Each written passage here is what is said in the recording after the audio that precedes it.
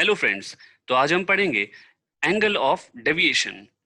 In the video of refraction and deviation of light through a glass prism, we have studied that जब भी एक incident ray of light prism के rectangular surface पर fall करती है तो incident ray deviate हो जाती है जब वो इमर्ज आउट करती है प्रिज्म से। और इससे हम ये बता सकते हैं कि जो इंसिडेंट रे होती है वो इमर्जेंट रे के साथ एक एंगल बनाती है, मतलब वो दोनों पैरेलल नहीं होती, और जो वो एंगल बनाती हैं वो एंगल ऑफ डेविएशन कहलाता है। इस वीडियो में हम एंगल ऑफ डेविएशन के बारे में डिटेल में पढ़ेंगे। So let us first study the factors affecting the angle of deviation in prism. So first of all we have refractive index. So refractive index का क्या इफेक्ट पड़ता है एंगल ऑफ डेविएशन पर। ऐसे मान लेते हैं कि एक रे ऑफ लाइट है जो कि ऑप्टिकली डेंसर मीडियम में एंटर कर रही है। अगर वो ऑप्टिकली डेंसर मीडियम में एंटर करती है तो फिर वहां पर हमें पता है कि रिफ्रैक्टिव इंडेक्स बढ़ जाता है comparatively to the previous medium.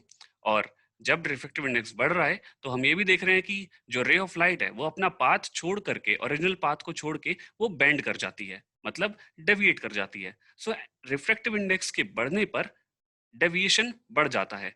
सो हम यहाँ से कह सकते हैं that on increasing the refractive index angle of deviation increases. Now comes the wavelength. Wavelength जो होती है किसी भी लाइट की, उसके साथ कैसे एंगल ऑफ डेविएशन एक्ट करता है। सो जब भी कभी भी एक रे ऑफ लाइट एक ऑप्टिकली डेंसर मीडियम में एंटर करती है तो उसकी स्पीड जो है वो डिक्रीज हो जाती है, और स्पीड डिक्रीज होने की वजह से वेवलेंथ भी डिक्रीज हो जाती है to maintain the constancy of the frequency.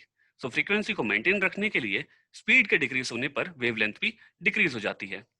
सो अगर रिफ्रैक्टिव इंडेक्स के बढ़ने पर वेवलेंथ इंक्रीज हो रही है, और जैसा कि हमने फर्स्ट पॉइंट में पढ़ा कि उसके बढ़ने पर एंगल ऑफ डेविएशन इंक्रीज हो रहा है, तो यहां से हम ये कंक्लूड कर सकते हैं कि रिफ्रैक्ट जो वेवलेंथ है वो जब डिक्रीज करती है तो एंगल ऑफ डेविएशन बढ़ता है।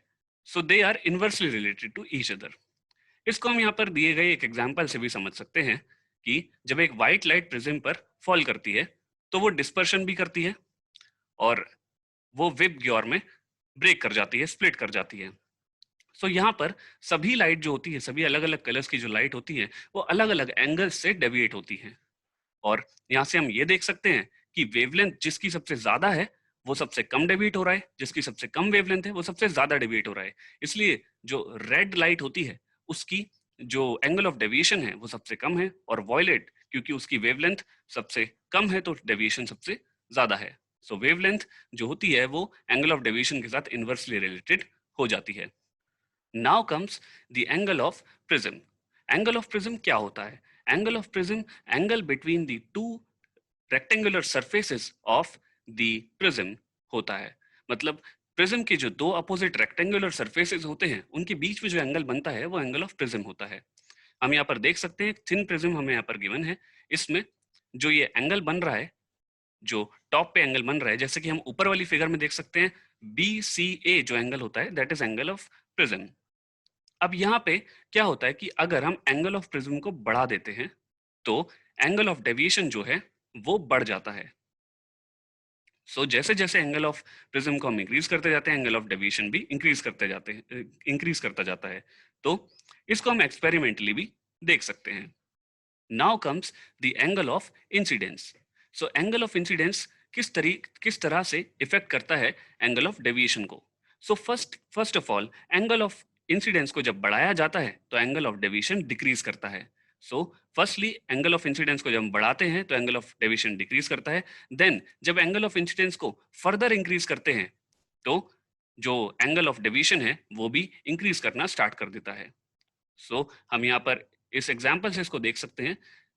35 डिग्री के एंगल ऑफ इंसिडेंस पर कुछ particular value of angle of deviation था। जैसे ही 40 डिग्री पे एंगल ऑफ इंसिडेंस को लेके गए तो एंगल ऑफ डेविएशन थोड़ा सा डिक्रीज कर गया।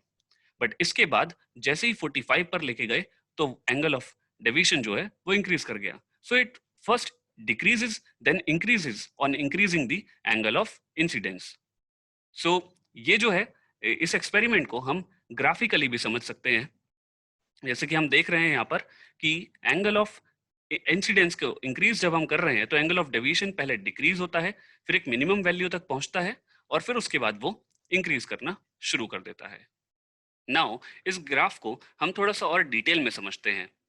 सबसे पहले हमने ये समझा कि एंगल ऑफ इंसिडेंस को इंक्रीज करने पर एंगल ऑफ डेविएशन जो है वो डिक्रीज करता है और एक मिनिमम वैल्यू तक पहुंच जाता है। और जैसे ही फर्दर एंगल ऑफ इंसिडेंस को इंक्रीज किया जाता है तो फिर एंगल ऑफ डेविएशन जो है वो बढ़ता चला जाता है।